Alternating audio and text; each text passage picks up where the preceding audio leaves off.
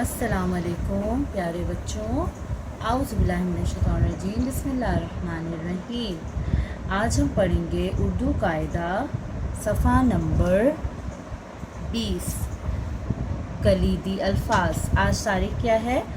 14/7/20 और दिन क्या है? मंगल।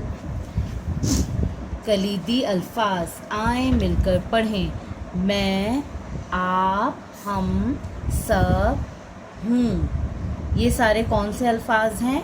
मददगार अल्फाज, हेल्पिंग वर्ड, जो हम पढ़ भी चुके हैं और अपनी कॉपी और वर्कबुक में कर भी चुके हैं। ठीक है, आज दोबारा हम रिपीट कर रहे हैं।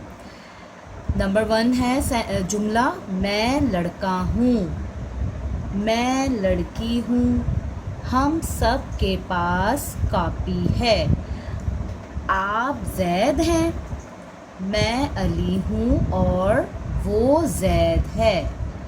मैं फौजी की पोती हूँ, आपके पास बिल्ली है, हम सब के पास बोटी है, हम सब के पास चाबी है।